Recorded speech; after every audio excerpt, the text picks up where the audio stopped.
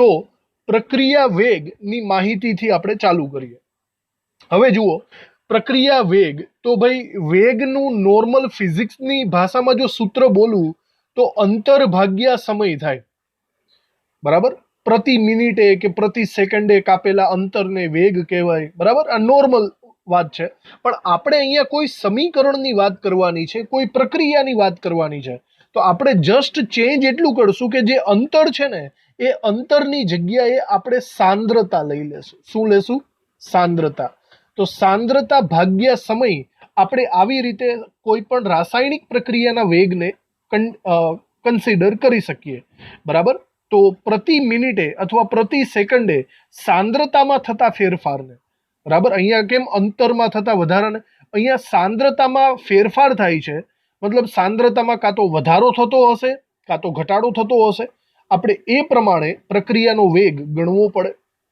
તો એક રીતના આપણે અહીંયા પહેલા તો પ્રક્રિયા વેગનું જે શું કહેવાય વ્યાખ્યા છે એ આપણે લખી લઈએ. પ્રક્રિયા વેગની વ્યાખ્યા આપણે અહીંયા લખીએ. એકમ સમયમાં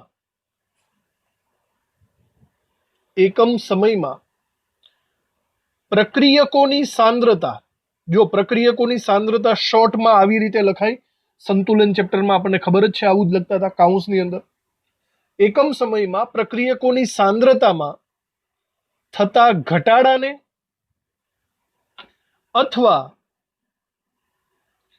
નિપજોની સાંદ્રતા માં થતા વધારાને પ્રક્રિયા વેગ કહે છે. પ્રક્રિયા વેગ કહેવાય છે, બરાબર. સાંદ્રતામાં વધારો પણ થઈ શકે, ઘટાડો પણ થઈ શકે. આપણે એક એક્ઝામ્પલ લઈએ, દાખલા તરીકે A will gives B, એકદમ સાદામાં સાદું સમીકરણ લઈએ તો અહીંયા સ્પષ્ટ છે જે A છે તે પ્રક્રિયક છે અને B છે તે નિપજ, બરાબર. આપણે રાસાયણિક સમીકરણને બહુ સારી રીતે ઓળખીએ છીએ કે કોઈ પણ પ્રક્રિયા જ્યારે ચાલુ થાય ને શરૂઆતમાં ત્યારે નિપજ હોતી નથી. આપણે બહુ સારી રીતે ખબર છે, સંતુલન ચેપ્ટરમાં આવી ગયું છે. પ્રક્રિયાની શરૂઆતમાં નિપજ હોતી જ નથી. જેવી પ્રક્રિયાની શરૂઆત થાય 1 મિનિટ 2 મિનિટ 3 મિનિટ એમ ધીમે ધીમે નિપજ બનવાની શરૂઆત થઈ જાય. કહેવાનો મતલબ પ્રક્રિયકની સાંદ્રતા સમય જતા ઘટવાની છે અને નિપજની સાંદ્રતા સમય જતા વધવાની છે, બરાબર. તો પ્રક્રિયકની સાંદ્રતામાં એકમ સમયમાં જેટલો વધારો થાય એને આપણે વેગ કહીશું, અથવા તો નિપજની સાંદ્રતામાં એકમ સમયમાં જેટલો વધારો થાય એને આપણે પ્રક્રિયા વેગ કહીશું.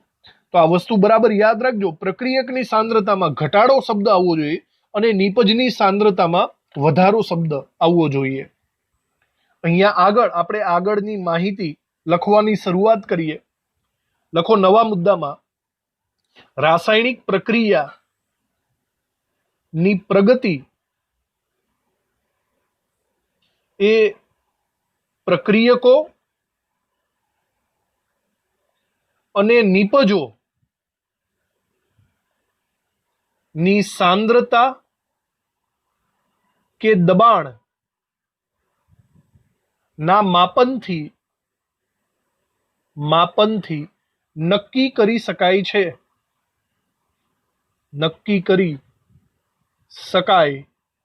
છે. બરાબર. કોઈ પણ રાસાયણિક પ્રક્રિયા કેટલી આગળ વધી, ધેટ મીન્સ એની પ્રગતિ, એ તમે પ્રક્રિયકો કે નિપજોની સાંદ્રતા માપીને અથવા તો જો વાયુ હોય તો દબાણ માપીને નક્કી કરી શકો છો. એની અંદર જ લખીએ, સામાન્ય રીતે પ્રક્રિયા દરમિયાન પ્રક્રિયકો અને નિપજો ની કુલ સાંદ્રતા ની ટોટલ સાંદ્રતા અચળ રહે છે. કહેવાનો મતલબ, જો તમે શરૂઆતમાં 100 મોલ જેટલો પદાર્થ લીધેલો હોય અને ત્યારબાદ એની પ્રક્રિયાને આગળ વધારશો, બરાબર, ત્યારબાદ ધીમે ધીમે તમને બી મળશે. ધીમે ધીમે પ્રક્રિયકના મોલ ઘટતા જશે નીપજના મોલ વધતા જશે, બરાબર. પણ કોઈ પણ એંગલથી કોઈ પણ સમય લઈ લ્યો, બરાબર. તમે 5 મિનિટ પછી, 10 મિનિટ પછી કે 4 કલાક પછી કોઈ પણ સમય લઈ લ્યો, એ સિચ્યુએશનમાં પ્રક્રિયક અને નીપજના મોલનો સરવાળો શરૂઆતના મોલ જેટલો જ થશે, 100 જેટલો. મતલબ એની ટોટલ સાંદ્રતા અચળ જ રહે, ટોટલ સાંદ્રતામાં કોઈ વધારો કે ઘટાડો થતો નથી. આ બધી વાતો જે હું કરું છું એ સંતુલન ચેપ્ટરને લગતી જ વાતો ચાલે છે. આગળ લખીએ આની અંદર, રાસાયણિક પ્રક્રિયા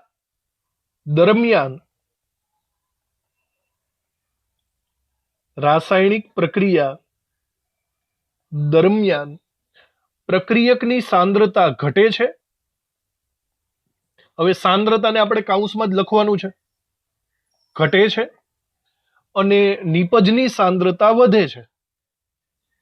નીપજની સાંદ્રતા વધે છે. ઓકે.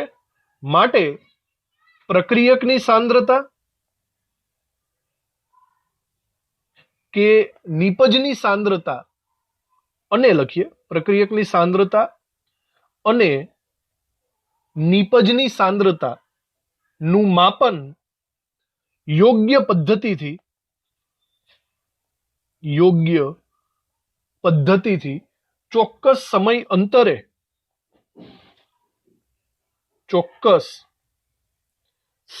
અંતરે કરવામાં આવે છે.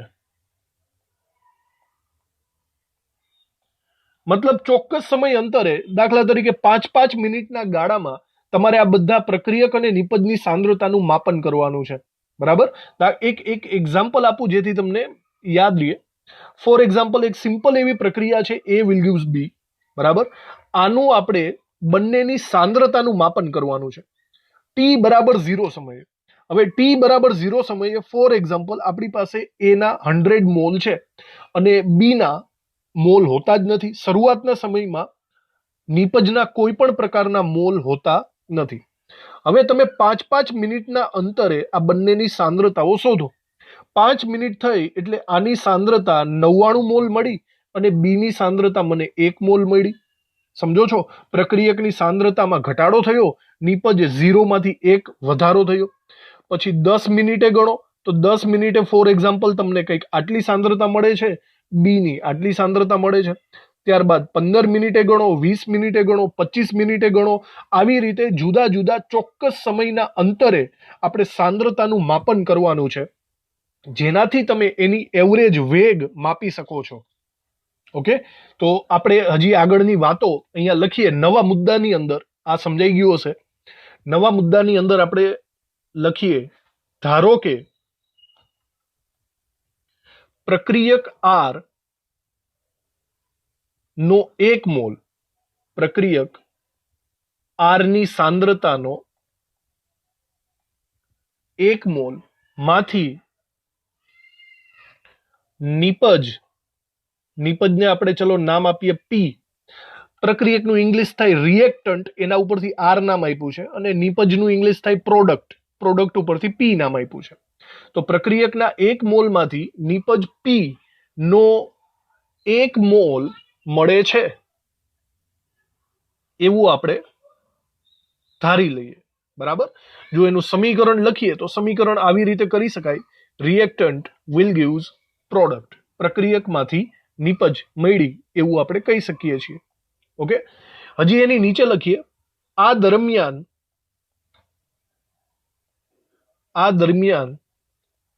R ની સાંદ્રતા એટલે કે પ્રક્રિયકની સાંદ્રતામાં ઘટાડો થવાનો છે અને નીપજની સાંદ્રતામાં શું થશે?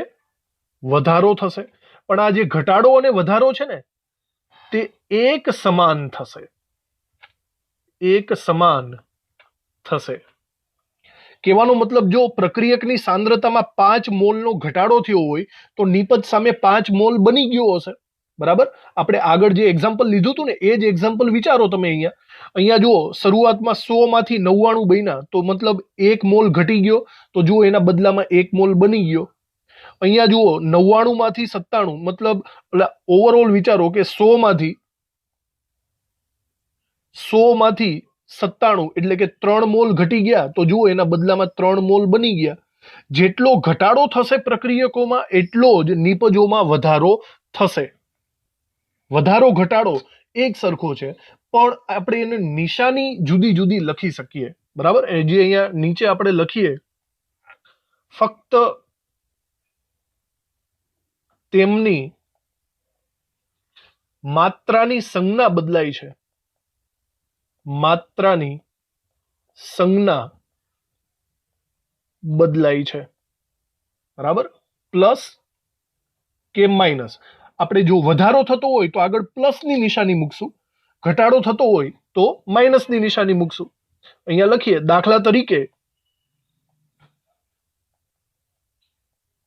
દાખલા તરીકે આર ની સાંદ્રતા એટલે કે પ્રક્રિયકની સાંદ્રતા ઘટે છે, માટે જો મારે એને દર્શાવવો હોય તો હું એને -r વડે દર્શાવીશ. જે ઘટતો હોય એની આગળ માઇનસની નિશાની મૂકવાની. બરાબર, એવી રીતે નિપજ પી ની સાંદ્રતા વિચારો તો નિપજ પી ની સાંદ્રતા વધે છે, તો હું જ્યારે નિપજ પી ની સાંદ્રતા લખીશ તો એની આગળ પ્લસની નિશાની મૂકીશ. બરાબર, 25 35 જેટલા હોય એટલા, પણ આગળ પ્લસની નિશાની જે સૂચવે છે કે એમાં વધારો થાય છે, અને માઇનસની નિશાની સૂચવે છે કે એમાં ઘટાડો થાય છે. આને લગતો આલેખ પણ આપણે જો દોરવો હોય તો દોરી શકીએ છીએ. બરાબર, સંતુલન ચેપ્ટરની અંદર આવા આલેખો આપણે દોરેલા જ હતા. ફોર એક્ઝામ્પલ, એક આવો સાઈડમાં આલેખ આપણે દોરી કાઢીએ, જેમાં વાય અક્ષ ઉપર આપણે સાંદ્રતા લઈ લઈએ અને એક્સ અક્ષ ઉપર આપણે સમય લઈ લઈએ. બરાબર, આવો આલેખ આપણે દોરીએ. જો હવે આમાં બે વસ્તુનો આલેખ દોરીએ, એક પ્રક્રિયકનો આલેખ અને બીજો નિપજનો આલેખ. ઓકે, તો જરા વિચારો, પ્રક્રિયકનો આલેખ ક્યાંથી ચાલુ થાય? પ્રક્રિયક શરૂઆતમાં 0 હોય, પ્રક્રિયક શરૂઆતમાં મેક્સિમમ હોય. અહીંયા આપણે લખ્યું ને, પ્રક્રિયક શરૂઆતના સમયમાં 100 હોય. તો આપણે જ્યારે આલેખ ચાલુ કરવો હોય ત્યારે સાંદ્રતાને ક્યાંક ઉપરના છેડેથી ચાલુ કરવો પડે. ફોર એક્ઝામ્પલ, આ 0 સૂચવે છે અને ઉપરનું 100 સૂચવે છે. પછી જેમ જેમ સમય જાય ને એમ સાંદ્રતા ઘટતી જાય પ્રક્રિયકની, એટલે કે સાંદ્રતા ઘટતી જાય એ સૂચવવા માટે તમારે આલેખને નીચેની સાઈડ મૂકવો પડશે. જો પ્રોપર આલેખ કરશો તો આલેખ તમને કંઈક આવો મળશે. સમય જતા આ એરિયામાં સંતુલન સ્થપાઈ જાય છે, એ આપણને ખબર છે, પછી વધઘટ થશે નહીં. તો આ આલેખ એ આર નો આલેખ એટલે કે પ્રક્રિયકનો આલેખ સૂચવે છે. પછી નિપજની વાત કરીએ તો નિપજ શરૂઆતમાં હોતી જ નથી, એટલે કે 0 હોય છે. બરાબર, તો નિપજનો આલેખ તમારે એકદમ 0 માંથી ચાલુ કરવો પડશે, અને સમય જતા નિપજ વધે છે, જેને કંઈક આવી રીતે દર્શાવી શકાય. સમજાણું? અને નિપજને આપણે આવી રીતે લખી શકશું. સમય જતા એમાં પણ સંતુલન સ્થપાશે. ઓકે, તો આવો આલેખ તો આપણને આઈ થિંક તમે ક્યાંક ને ક્યાંક જોયેલો જ હશે સંતુલન ચેપ્ટરની અંદર. બસ આપણે અહીંયા લખી નાખ્યો, એકમાં વધારો થાય, એકમાં ઘટાડો થાય. ચલો, વેગ વિશેની માહિતી લઈ લીધા બાદ હવે આપણે સરેરાશ વેગનું સૂત્ર ઉપર જઈએ. બરાબર, સરેરાશ વેગ પેલા તો કોને કહેવાય પેલા વિચારી લ્યો. નામ ઉપરથી જ આપણે જે વેગ શોધવાના છે એનો એવરેજ કાઢવાનો છે. સરેરાશ વેગ, જેને આપણે આર એવરેજ ના નામે પણ ઓળખવાના છીએ. બરાબર, આર એવરેજ. હવે એવરેજનો મતલબ તો સીધો છે કે વેગ જો કન્ટિન્યુઅસલી બદલતો જતો હોય તો આપણે એનો એવરેજ કાઢી લેતા હોય છે, સરેરાશ કાઢી લેતા હોય છે. તો એ કેવી રીતે કઢાશે? જુઓ, વાત બરાબર રીતે સમજજો. આપણે ફરીથી પેલી પ્રક્રિયા લઈ લઈએ કે R will gives P. R પ્રક્રિયક છે અને પી નિપજ છે, એવી પ્રક્રિયા મતલબ લઈ લઈએ. હવે આમાં આપણે જુદા જુદા સમયે એમની સાંદ્રતાઓ આપણે શોધવાની છે. ફોર એક્ઝામ્પલ, કોઈ સમય લઈ લઈએ T1. બરાબર, સમય T1 એટલે કે ચલો 5 મિનિટ, 10 મિનિટ, 15 મિનિટ ગમે તે લઈ શકો. ફોર એક્ઝામ્પલ, T1 સમય લઈએ તો ત્યારે મને આર ની સાંદ્રતા સમથિંગ કંઈક મળશે અને પી ની સાંદ્રતા પણ કંઈક મળશે. આર ની સાંદ્રતા જે મળે એને હું R1 નામ આપી દઉં અને પી ની મળે એને P1 નામ આપી દઉં. તમને ફરીથી યાદ દેવડાવી દઉં, આવું આપણે એકવાર હમણાં જ કર્યું હતું. આમાં આપણે હમણાં જ કીધું ને કે સપોઝ આપણે વિચારો કે આ 5 મિનિટ છે, એને હું T1 નામ આપી દઉં, તો 5 મિનિટના અંતે મને પ્રક્રિયકની સાંદ્રતા સમથિંગ મળશે અને નિપજની સાંદ્રતા મળશે. પ્રક્રિયકની સાંદ્રતા જે મળે એને હું R1 નામ આપી દઉં અને નિપજની સાંદ્રતા જે મળે એને P1 નામ આપી દઉં. સમજાણું ને તમને? એવી જ રીતના કોઈ બીજો સમય પસંદ કરો, દાખલા તરીકે 10. એને હું T2 નામ આપું તો એ સમયની સાંદ્રતા પ્રક્રિયકની હોય તો એને નામ આપશું આપણે R2 અને નિપજની સાંદ્રતા હોય તો એને આપણે નામ આપશું P2. બરાબર? તો આવી રીતે 1 અને 2 જુદા જુદા સમયો પ્રમાણે આપણે સાંદ્રતાને નામ આપી દીધા. તો આવી જ રીતના આપણે એવું લખી શકીએ કે સમય T2 હોય ત્યારે પ્રક્રિયકની સાંદ્રતા ફોર એક્ઝામ્પલ R2 લઈ લઈએ અને નિપજની સાંદ્રતા ફોર એક્ઝામ્પલ P2 લઈ લઈએ. બરાબર? તો હવે આપણે આર એવરેજનું સૂત્ર અહીંયા બનાવી શકીએ છીએ. જોજો બરાબર, આર એવરેજનું સૂત્ર કંઈક આવી રીતે બની શકે. આપણી પાસે બે સમય છે તો તમે એનો ડેલ્ટા કાઢી શકો. ડેલ્ટા એટલે કે તફાવત. મોટામાંથી નાનું બાદ કરી નાખવાનું. અહીંયા જો મારે ડેલ્ટા ટી કરવો હોય તો T2 માઇનસ T1 કરી શકું. મોટામાંથી નાનું બાદ કરો. આવી જ રીતના હું ડેલ્ટા આર પણ કરી શકું. પ્રક્રિયકની સાંદ્રતાનો તફાવત પણ કરી શકું. એમાં મારે શું કરવું પડશે? મોટામાંથી નાનું બાદ કરો. R2 માઇનસ R1 હું કરી શકું છું. સિમિલર એવી જ રીતના વિચારો કે ડેલ્ટા પી પણ કરી શકાય મારાથી. એમાં પણ હું કરી શકું છું P2 માઇનસ P1. સમજાણું તમને? બીજી પરિસ્થિતિમાંથી પહેલી પરિસ્થિતિને બાદ કરો તો આગળ ડેલ્ટા લાગી જાય એટલે કે તફાવત થઈ જશે. આ બધાને ધ્યાનમાં લઈને આપણે સરેરાશ વેગનું સૂત્ર કંઈક આવી રીતે આપી શકીએ છીએ. સરેરાશ વેગ એટલે કે આર એવરેજ બરાબર હું એમ કહી શકું છું, જો હું આર ના સંદર્ભમાં કહેવા માંગતો હોય તો આવું કહી શકું છું, ડેલ્ટા આર ના છેદમાં ડેલ્ટા ટી. એક રીતના તો આ જ થયું ને, સાંદ્રતા ભાગ્યા સમય. સમજાણું તમને? પણ એના તફાવતની વાત કરીએ. સાંદ્રતામાં થતો ફેરફાર ના છેદમાં સમયમાં થતો ફેરફાર. અને આ કોને લીધો આપણે? પ્રક્રિયક છે ને આર, એને લીધેલો છે. જો પ્રક્રિયકને લીધો હોય તો આગળ આપણે માઇનસની નિશાની મૂકવી પડે. શા માટે? એ ઇન્ડિકેટ કરશે કે પ્રક્રિયકની સાંદ્રતા ઘટે છે. તો એની સાથે સાથે આ પ્રક્રિયકની સાંદ્રતા ઘટાડવા માટે આગળ આપણે માઇનસની નિશાની ઇન્ડિકેટ તરીકે રાખેલી છે. સિમિલર આવું જ સૂત્ર આર એવરેજનું બીજું પણ હું લખી શકું. એ સૂત્ર હું લખી શકું છું ડેલ્ટા પી ના છેદમાં ડેલ્ટા ટી. ડેલ્ટા પી એ પણ સાંદ્રતા છે ના છેદમાં ડેલ્ટા ટી. તો સાંદ્રતા ભાગ્યા સમય અહીંયા પણ થઈ ગયો. પણ જો પી છે ને એ નિપજ છે તો નિપજની સાંદ્રતા વધતી હોય છે એ દર્શાવવા માટે મારે આગળ પ્લસની નિશાની મૂકવી પડે. સમજાણું તમને? તો આવી રીતે સરેરાશ વેગ આર એવરેજના બે સૂત્ર થાય. પ્રક્રિયક લ્યો તો આગળ માઇનસની નિશાની મૂકજો, નિપજ લ્યો તો આગળ પ્લસની નિશાની મૂકજો. ડેલ્ટા આર ના છેદમાં ડેલ્ટા ટી અથવા તો ડેલ્ટા પી ના છેદમાં ડેલ્ટા ટી. સરેરાશ વેગ શોધવાના MCQ દાખલાઓ આગળ આવવાના છે, તો આને ખાસ ધ્યાનમાં લેવું તમારે. તો આ સરેરાશ વેગનું સૂત્ર થઈ ગયું. હવે સરેરાશ વેગના સૂત્રની સાથે સાથે આપણે સરેરાશ વેગનો એકમ પણ જોઈ લઈએ. બરાબર રીતે જુઓ. સરેરાશ વેગ, ઘણી વખત એને સરેરાશ દર પણ કહે છે, તો યાદ રાખવું બરાબર. દર એટલે કે વેગ એક જ થાય. તો સરેરાશ વેગનો એકમ શું હોઈ શકે? એકમ જુઓ, સૂત્ર જુઓ. તો સૂત્રમાં ઉપર સાંદ્રતા છે અને નીચે સમય છે. તો એક રીતના સાંદ્રતા ભાગ્યા સમય થાય. સાંદ્રતા ભાગ્યા સમય. હવે સાંદ્રતા જુદી જુદી રીતે વિચારો. સાંદ્રતા ઘણી બધી રીતે હોઈ શકે. આપણે અહીંયા જરા લખીએ કે સાંદ્રતાની જો તમે વાત કરો તો સાંદ્રતા કાં તો મોલારિટી એકમમાં આપેલી હોઈ શકે, અથવા તો ગુજરાતીમાં લખેલું હોઈ શકે મોલર, અથવા તો મોલ પ્રતિ લીટર. આ બધાનો મિનિંગ મોલારિટી જ થાય. તો આવા કોઈ પણ એંગલથી, કોઈ પણ એકમથી તમને આપી શકે છે. અને જો સમયની વાત કરો તો સમય પણ જુદા જુદા એકમમાં ઉપલબ્ધ છે. સમય સેકન્ડમાં હોઈ શકે, મિનિટમાં હોઈ શકે, કલાકમાં હોઈ શકે, અમુક વાર તો દિવસ અને વર્ષમાં પણ હોઈ શકે. તો આ દરેકને લગતો સાંદ્રતા ભાગ્યા સમય તમે બનાવી શકો. મોલ પ્રતિ મોલારિટી પ્રતિ સેકન્ડ લખી શકાય, મોલારિટી પ્રતિ મિનિટ લખી શકાય, મોલારિટી પ્રતિ દિવસ લખી શકાય. સમજો છો? આવી રીતે કોઈ પણ એકમ હોઈ શકે છે, જુદા જુદા એકમ.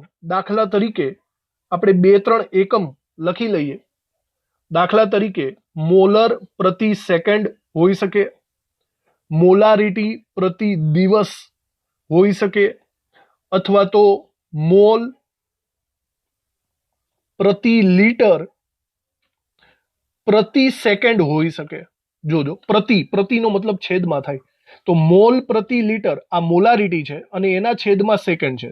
તો અહીંયા બે વસ્તુ થઈ ગઈ. આ લખવું હોય તો આવી રીતે લખી શકાય, મોલ ના છેદમાં લીટર ના છેદમાં સેકન્ડ.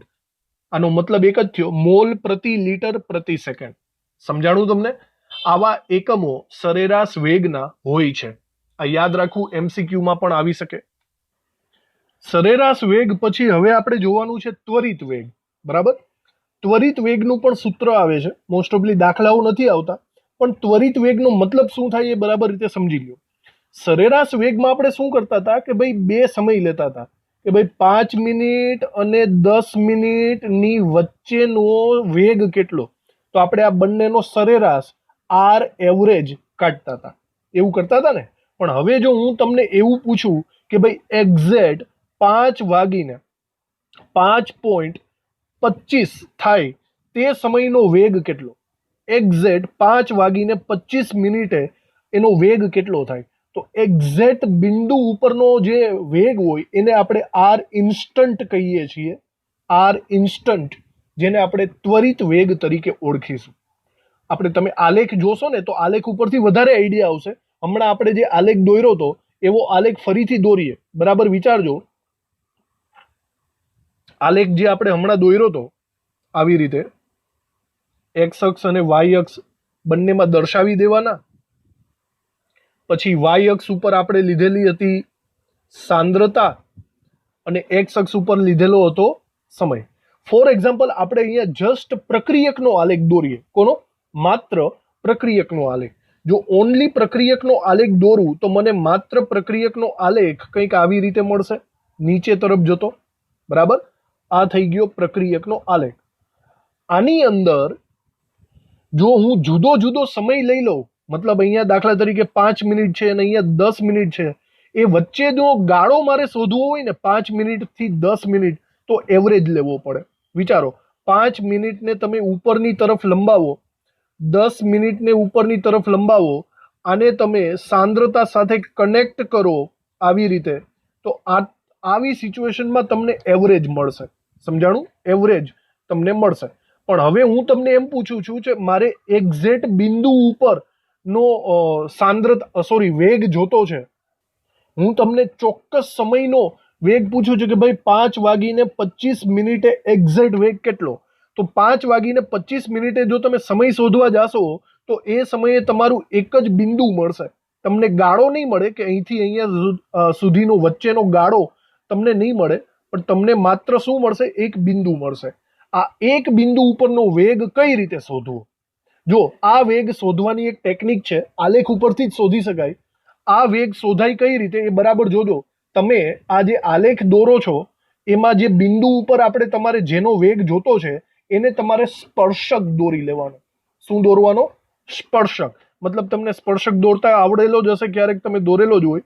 સ્પર્શક એટલે એકદમ ટચ થઈને નીકળતી રેખા, આપણે એમ કહી શકીએ. આવો સ્પર્શક દોરી શકાય. અને જે આ સ્પર્શક મળેલો છે એ સ્પર્શકનો પછી ઢાળ શોધી કાઢવાનો. બરાબર? બિંદુ ઉપરનો સ્પર્શક દોરવાનો અને સ્પર્શકનો ત્યારબાદ ઢાળ શોધવાનો. આ જે ઢાળ છે ને એ ઢાળનું મૂલ્ય તમારું આર ઇન્સ્ટન્ટ જેટલું મળશે, એટલે કે ત્વરિત વેગ જેટલું મળશે. તો ત્વરિત વેગને મોસ્ટ ઓફલી આલેખ ઉપરથી શોધવામાં આવે છે. તો આપણે એ કઈ દાખલાઓ તરીકે તો આવવાનું નથી, પણ બસ નોલેજ રાખો, તમને કામ લાગશે એમસીક્યુ સોલ્વ કરવામાં. ઓકે?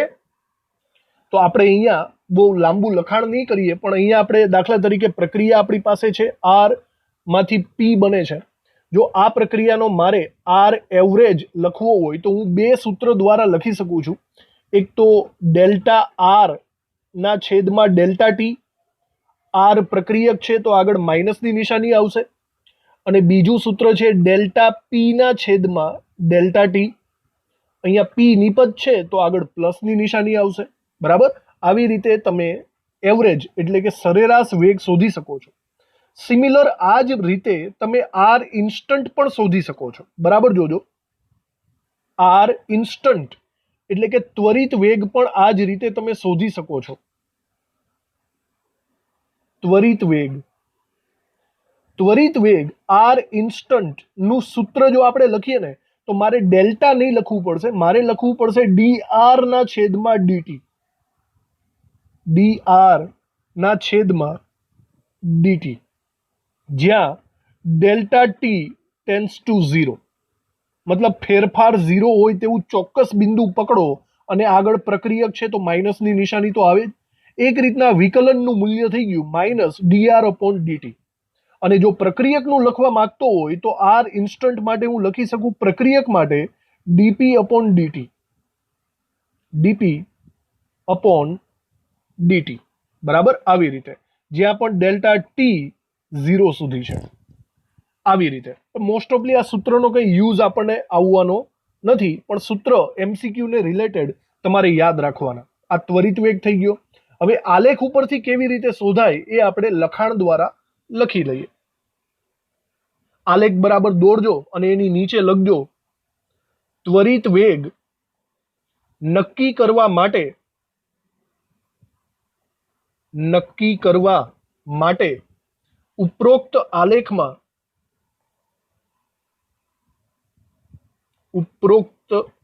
આલેખમાં સ્પર્શ રેખા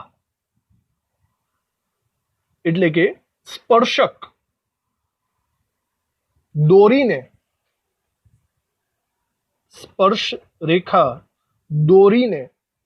તેનો ઢાળ શોધવામાં આવે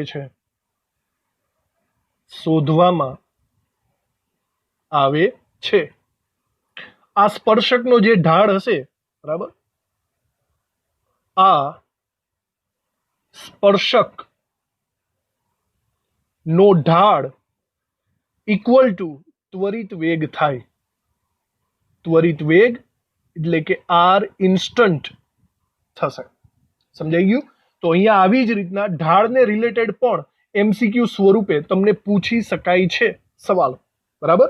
અહીંયા એ પણ આપણે જરા નોંધ કરી દઈએ કે જો પ્રક્રિયક માટે આપણે વાત કરતા હોય તો આર ઇન્સ્ટન્ટ બરાબર હું લખી શકું છું માઇનસ ઢાળ. જ્યાં પ્રક્રિયક આવે અહીંયા માઇનસનું મૂલ્ય તો લખી જ નાખવાનું, અને એનું સૂત્ર પણ લખી શકાય કે માઇનસ dr અપોન dt. સમજાણું? અને જો આવી જ રીતે સેમ ટુ સેમ નિપજ માટે લખીએ આપણે તો p નિપજ માટે આપણે આર ઇન્સ્ટન્ટ બરાબર લખી શકીએ છીએ પ્લસ ઢાળનું મૂલ્ય, આગળ પ્લસની નિશાની, અને એનું સૂત્ર થશે પ્લસ ડીપી ના છેદમાં ડીટી. ક્લિયર? તો આવી રીતના ઇન્સ્ટન્ટ એટલે કે ત્વરિત વેગ અને સરેરાશ વેગ બંનેની માહિતી આપણે લઈ લીધી, બંનેના સૂત્ર પણ લઈ લીધા, બરાબર. આટલી પ્રેક્ટિસ આપણે બરાબર રાખજો જેથી દાખલા સરખી રીતે ગણી શકાય. હવે આની અંદર જ આપણે સરેરાશ વેગની બાબતમાં એક બીજી વસ્તુ કહું તમને. આપણે હમણાં જે એક્ઝામ્પલ લીધું એ એકદમ સરળ એક્ઝામ્પલ લીધું હતું, આર વિલ ગીવ્સ પી. પણ વિચારો ક્યારેક એક્ઝામ્પલ આવા પણ હોઈ શકે એ વત્તા બી વિલ ગીવ સી, જેમાં તેના સહગુણકો જુદા જુદા હોય. દાખલા તરીકે 2 મોલ એ વત્તા 3 મોલ બી ભેગા થઈને બનાવે છે નિપજ 4 મોલ સી. જો એના તત્વ યોગમિતીય ગુણાંકો જુદા જુદા હોય તો રાસાયણિક વેગ એટલે કે સરેરાશ વેગને શું ડિફેક્ટ અસર થશે એની પણ માહિતી આપણી પાસે હોવી જોઈએ. કેટલા ચેન્જીસ આવે છે એ આપણે અહીંયા લખીએ. લખો બરાબર નવા મુદ્દામાં પ્રક્રિયામાં પ્રક્રિયકો અને નિપજો ના તત્વ યોગમિતીય ગુણાંકો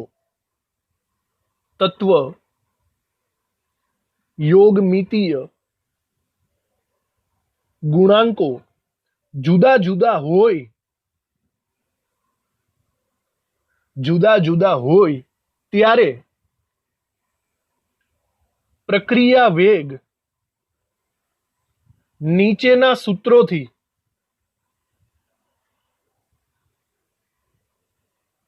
મેળવી શકાય. એકચ્યુઅલી સરેરાશ પ્રક્રિયા વેગ એવું લખવું પડશે. સરેરાશ પ્રક્રિયા વેગ નીચેના સૂત્રથી મેળવી શકાશે. હવે આપણે અહીંયા જુદા જુદા એક્ઝામ્પલ્સ લેતા જઈએ. દાખલા તરીકે આપણે પહેલું એક્ઝામ્પલ લઈએ, એકદમ સામાન્ય સૂત્રથી આપણે એક્ઝામ્પલ લઈએ. દાખલા તરીકે N1A plus N2B will gives N3C plus N4D. આવું એક સમીકરણ છે. બરાબર, અહીંયા સ્પષ્ટ છે એ અને બી પ્રક્રિયક છે, પણ જો એની આગળ સહગુણકો આપેલા છે, કંઈક તો હોય 1 2 3, તો N1 અને N2 સ્વરૂપે તમને સહગુણકો આપેલા છે. જો મારે આના પ્રક્રિયા વેગનું સૂત્ર લખવું હોય, સરેરાશ પ્રક્રિયા વેગનું સૂત્ર, તો જોજો હું 4 સૂત્ર બનાવી શકું. એ ને રિલેટેડ, બી ને રિલેટેડ, સી ને રિલેટેડ અને ડી ને રિલેટેડ. હું લખી શકું ડેલ્ટા એ ના છેદમાં ડેલ્ટા ટી, પણ આ પ્રક્રિયક છે તો એની આગળ માઇનસની નિશાની મૂકવી પડે. હું એમ પણ લખી શકું ડેલ્ટા સી ના છેદમાં ડેલ્ટા ટી, પણ આ નિપજ છે તો એની આગળ પ્લસની નિશાની મૂકવી પડે. આગળનું બધું યાદ રાખજો તમે. ઓકે, તો જો હું આના સૂત્ર લખું તો જોજો સૂત્ર કંઈક આવી રીતે થશે. માટે પ્રક્રિયા વેગ બરાબર, જોજો પ્રક્રિયા વેગ, પેલા આપણે એ ને રિલેટેડ લખીએ. આપણે અહીંયા લખી શકીએ છીએ માઇનસ dA અપોન dt અથવા ડેલ્ટા એ ના છેદમાં ડેલ્ટા ટી. બેમાંથી એક લખો. આપણે અત્યારે સરેરાશની વાત નથી કરતા, ઓવરઓલની વાત કરીએ. કાં તો ડેલ્ટા એ ના છેદમાં ડેલ્ટા ટી અથવા dA ના છેદમાં dt. ચલો, આનું તો થઈ ગયું. આગળ માઇનસની નિશાની પણ મૂકી દીધી છે આપણે. હવે આ N1 નું શું કરવું? આગળ જે સહગુણક છે એનું શું કરવું? તો યાદ રાખજો, નિયમ અથવા તો સિદ્ધાંત એવો છે કે જે સહગુણક છે ને એ છેદમાં હોય. મતલબ 1/N1 minus dA upon dt. આ તમારો પ્રક્રિયા વેગ થશે. જેટલા પણ સહગુણકો છે એને તમારે છેદમાં દર્શાવવા પડશે. બરાબર, જો હવે તમે બી નું સૂત્ર લખશો, બી નું સૂત્ર, તો એમાં પણ આગળ માઇનસની નિશાની આવશે. સહગુણક N2 છે તો 1/N2 લખવાનો, અને પછી બી પ્રમાણે લખો તો ડેલ્ટા બી ના છેદમાં ડેલ્ટા ટી અથવા ડીબી ના છેદમાં ડીટી. સરેરાશ વેગનું આ સૂત્ર પણ સાચું, આ સૂત્ર પણ સાચું, અને બંનેના મૂલ્ય સરખા છે એવું સમજવું. ચલો, પ્રક્રિયા વેગ તમે નિપજના અનુસંધાનમાં પણ લખી શકો છો. ચલો, સી ના અનુસંધાનમાં લખો તો સી એ પ્રક્રિયક નિપજ છે તો આગળ પ્લસની નિશાની આવશે. બરાબર, N3 સહગુણક છે એ 1/છેદમાં આવશે, 1/N3, અને પછી લખી શકાય ડેલ્ટા સી ના છેદમાં ડેલ્ટા ટી અથવા ડીસી અપોન ડીટી. ચલો, આવી જ રીતના આ સૂત્ર પણ બની શકે.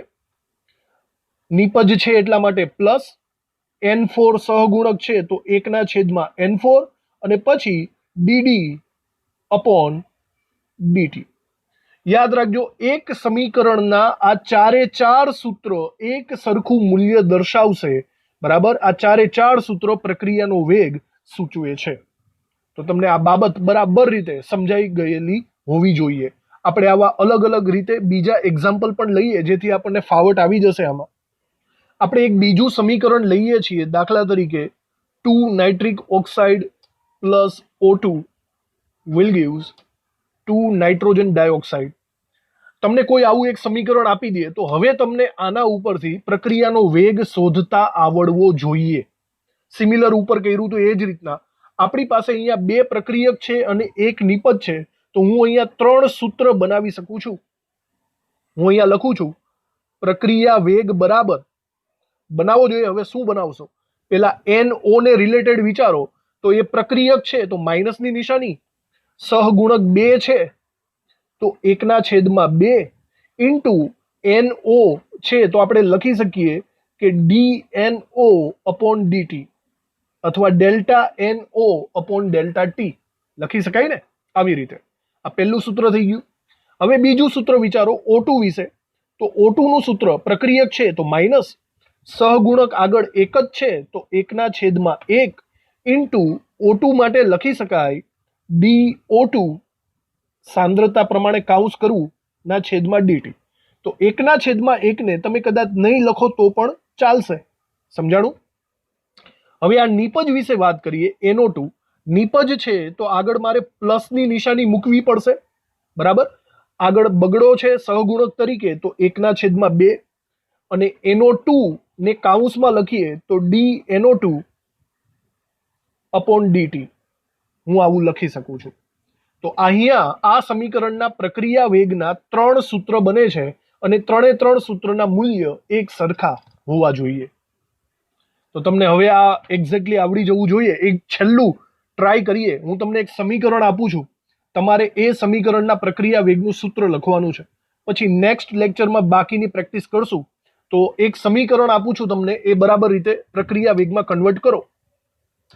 5br minus plus BrO3 minus plus 6H plus will gives 3Br2 plus 3H2O. આવું એક સમીકરણ છે. ચલો આનું તમારે પ્રક્રિયા વેગનું સૂત્ર બનાવવાનું છે. વિડીયોને પોઝ કરો અને બરાબર રીતે ભૂલ પડ્યા વગર દરેકે દરેક પ્રક્રિયા વેગનું સૂત્ર બનાવો. અહીંયા 5 સૂત્ર બનવાના છે. 5. ચલો ચાલુ કરી દો. સૂત્ર બનાવતા શીખો. કરી નાખ્યું? તો જો હું અહીંયા પ્રક્રિયા વેગ બરાબર પેલા આના વિશે વાત કરું તો હું લખી શકું છું, એ પ્રક્રિયક છે એટલે minus 1/5 dBr minus upon dt. હું આવું લખી શકું છું. ડી અથવા ડેલ્ટા બંને ચાલશે. આ પહેલું. પછી ચલો આના વિશે લખીએ, BrO3 વિશે. તો એના વિશે હું લખી શકું છું માઇનસ 1/1 લખવાની જરૂર નથી. D BrO3 minus upon dt. ચલો આ બી થઈ ગયું. પછી 6H પ્લસ વિશે વિચારો. તો એના વિશે હું લખી શકું છું minus 1/6 DH plus upon dt. સમજાણું? આ થઈ ગયા પ્રક્રિયકોના સૂત્ર. પછી નિપજોના સૂત્ર લખો. નિપજોમાં 3Br2 કરો. હવે નિપજ આવી એટલે આગળ પ્લસની નિશાની આવે. Plus 1/3 dBr2 upon dt. થાય કે નહીં આવું? અને હજી એક સૂત્ર બની શકે. હજી એક છેલ્લું સૂત્ર આપણે અહીંયા નીચે જ બનાવી નાખીએ. 3H2O ને લગતું. તો લખી શકાય નિપજ છે એટલા માટે પ્લસ 1/3 અને લખી શકીએ છીએ DH2O અપોન dt. સમજાણું? ઓકે, આવી રીતે લખી શકાય. હવે એક સાથે સાથે તમને કહાનીમાં ટ્વિસ્ટ પણ કહી દઉં. આ જે આપણે છેલ્લું સ્ટેપ લખ્યું છે ને H2O નું, એ એકચ્યુઅલી લખી ન શકાય. એનું કારણ એ છે કે અહીંયા પાણીનું મૂલ્ય અચળ આવે. તમને ખબર જ છે ભાઈ, પાણીની સાંદ્રતા ઓલવેઝ અચળ જ હોય. કેટલી હોય યાદ છે કોઈને? 55.55 મોલારિટી. પાણીની સાંદ્રતામાં કોઈ પણ પ્રકારનો ફેરફાર થતો નથી. એ અચળ હોય, અને અચળ હોય તો તમે એનો ડેલ્ટા કાઢી શકતા નથી. એટલા માટે પાણીનું સ્ટેપ તમે મૂકશો નહીં. બરાબર? અહીંયા લખી નાખજો H2O અચળ. એકચ્યુઅલી આપણે એક વાક્ય જ લખી નાખીએ. સરખી રીતે જોજો. એક વાક્ય આપણે અહીંયા નોંધ કરી લઈએ. જલીય દ્રાવણમાં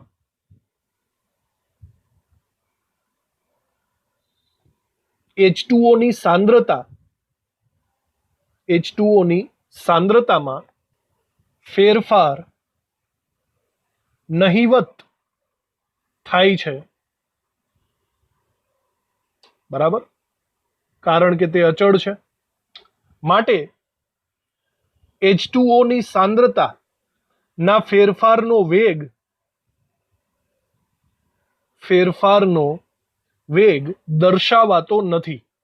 કોઈ પણ દાખલાની અંદર આ વેગ આપણે દર્શાવવાનો નથી. એ સિવાયનું આપણે કરવાનું, પણ H2O ને ક્યારેય સૂત્રમાં આપણે લેવાનો નથી. તો આ આપણે આજે જે શીખી ગયા, સરેરાશ વેગ, ત્વરિત વેગ, એના સૂત્ર બનાવતા, આ બધી બાબતોને બરાબર યાદ રાખજો. નેક્સ્ટ લેક્ચરમાં આપણે અમુક